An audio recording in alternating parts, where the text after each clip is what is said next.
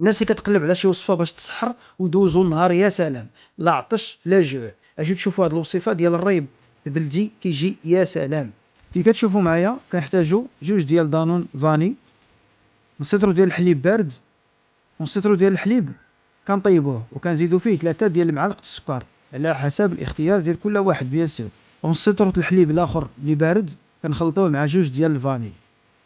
كي كتلاحظوا رايب واحد درت به ديال الكيسان ودرت به حتى تاع القرعه، وغادي نخلي هذا الخير 12 ساعه ومن بعد ندخلو للثلاجه. دابا ندوزو للوصفه السحريه اللي بنفس الرايب ديال القرعه. كنحتاجو الا مطحون، شوفان مقلي، وزنجلان مقلي، وزريعه الكتان مقليه، وزريعه النوار الشمس، وزريعه القرعه، واللوز والقرقاع والزبيب والتميرات من الفوق. جربوا هذه الوصفه غتخليكم دوزوا النهار يا سلام، وعقلوا عليا مزيان، ورمضان مبارك. ما نساوش الدنجال في رمضان. الدنجال تيعطي واحد لوغو يا سلام. كي كتلاحظوا كنديروه بواحد الطريقه اللي هي ساهله.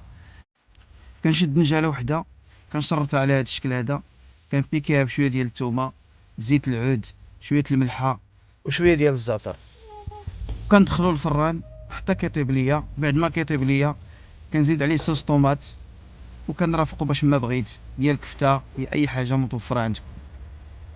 كتلاحظوا انا درتها بطوماط سوريز وشويه ديال الفلفله حاره، وممكن توجدوها قبل الاذان غير بواحد ربع ساعه. تحياتي لكم، عواشر مباركه وبصحه والعافيه.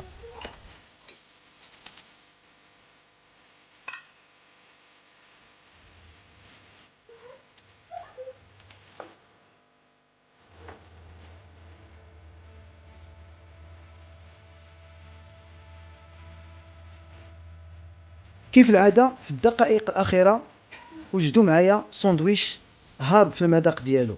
كي كتلاحظوا خبز ديال الطورتيه درت فيها مايونيز، كنستف عليها لي صالاد ديالي بحال هكا الوريقات ديال لا صالاد، كندير مطيشه بصله ومايونيز وخيار والثوم، وكنديروا ليه وكيطلع يا سلام، مذاق خيالي وخفيف وظريف ودغيا كيوجد. كيف سبقت قلت لكم نخليوه حتى للدقائق الاخيره ونجدوه وكيطلع خيالي. بالصحه والعافيه وعواشر مباركه.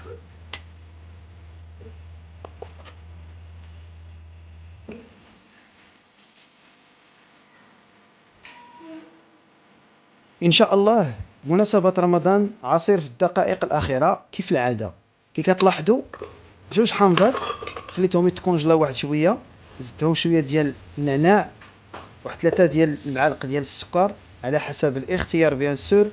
وكيف العاده كنضيف الماء، لترو ديال الماء، وتنميكسيه غير شويه باش ما يطلقش المروره ديالو. ومن بعد كنصفيه، كنعاود نرجعو ونطحنو مع نص بنانه ونص تفاحه، وكيطلع عصير يا سلام ولذة فيه لا تقاوم. عصير ديال مائدة الإفطار إن شاء الله. وراكم كتعرفوا عصير ديال الحامض كيجي زوين وكيخفف علينا. تحياتي لكم، السلام عليكم ورمضان مبارك كريم.